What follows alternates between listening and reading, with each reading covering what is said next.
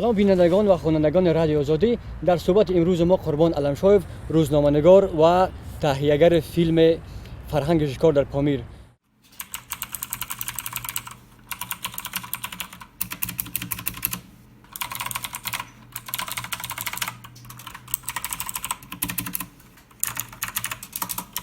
خیلی خوش آمدید آقای علمشایف. و سوال نخستین ما این است که یعنی چی سبب شد که شما یک روزنامه‌نگار با تهیه فیلم درباره فرهنگ شکار در پامیر یعنی رو آوردید؟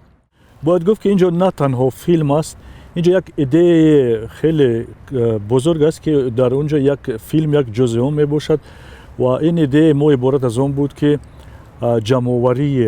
جمع‌آوری دانش‌های مردمی درباره شکار انحنوی مردم بدخشان و بعداً در این زمینه چاپ کردن کتاب یا رساله و بعداً آماده ساختن فیلم و همچنین تجلیل فستیوال طبیعت وحش پامیر.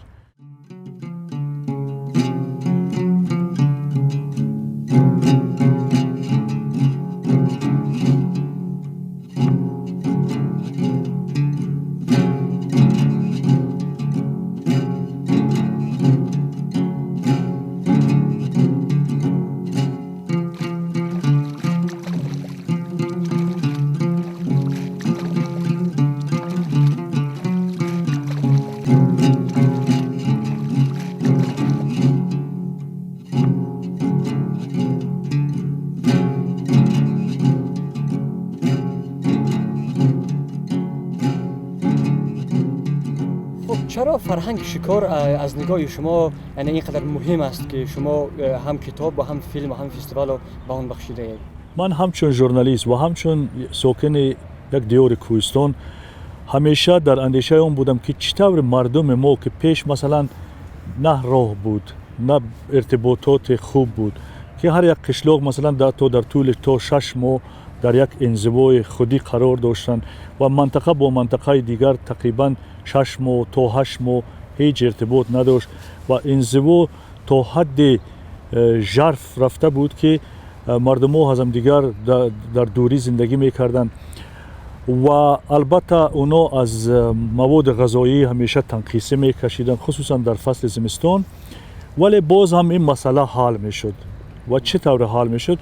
و من فکر کردم و منبع نیافتم که این محض شکار بود. یعنی شکار بود که مردم میزیست، زندگی میکرد و روز خود را بهتر میکرد و به روز نیک میرسید و همین طور در طول عصرها شکار یکی از شغلهای اساسی مردم کوهستان بود.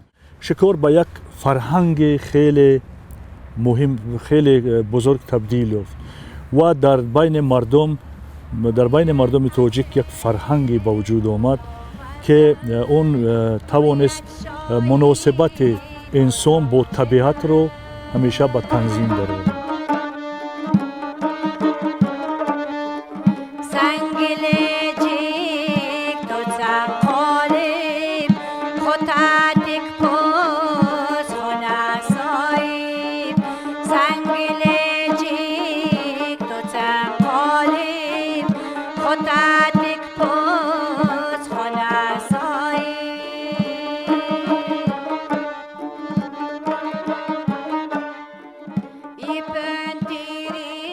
میشود گفت که یعنی در پامیر فرهنگ مخصوص شکار وجود دارد که یعنی در قسمت‌های دیگر بدخشان یعنی نیست و میشود که چند نمونه بیارید؟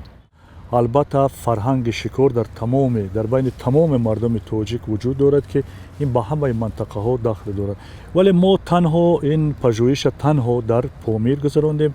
توانستم در روستاهای دور افتاده ترین ناحیه شغنان، ناحیه روشان یعنی بارتنگ، وخان تاجیکستان، وخان افغانستان، شغنان افغانستان با شکارچیان کهنسال همصحبت شوم، با حاملان دانش‌های مردمی همصحبت شوم و توانستم که چیزای بسیاری جمع آورم که خیلی عجیبم و اونا را من در کتاب داخل کردم. مثلا شکارچیان پامیر وقتی که نیت شکار میکردن اونها حتی تا یک هفته همخوابه نمی شدن با همسر خودشون، حتی همخوابه نمی شدن و تمام جسم و جان خود را پاک می کردن و زمان می برآمدند به شکار که باید از پیش رویشون کسی نبراید و هر یک اقدام آنها مثلا تیرمانی دهای خودش را داشت، تیر افکندن دهای خودش را داشت. وقتی که سر همون جاندار یا که صید را می بریدن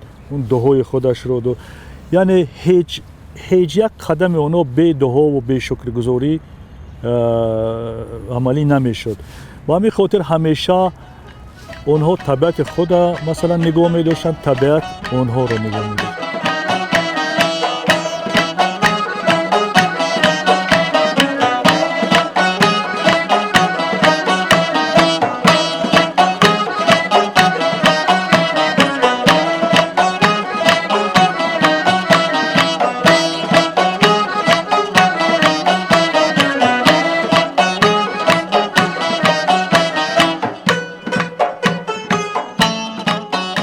میشه گفت که یعنی رعایت نشدن همین فرهنگ‌های شکار با نیستشوی حیوانات نادر و مثل مارخور و مارکوپولو و این چیزها یعنی آورده است.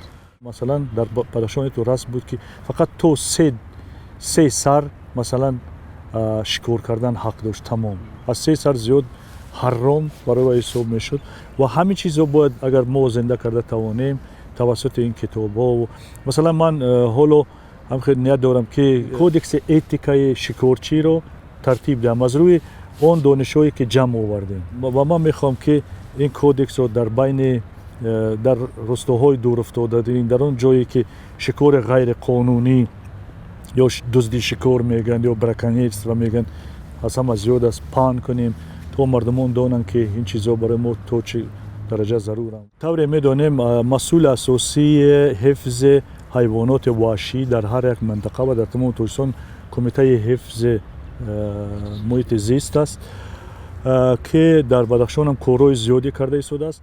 تشکر از شما. در صحبت ما بودند قربان علمشایف، مؤرخ و رهبر اتحاد جمعیتی کوههای پامیر.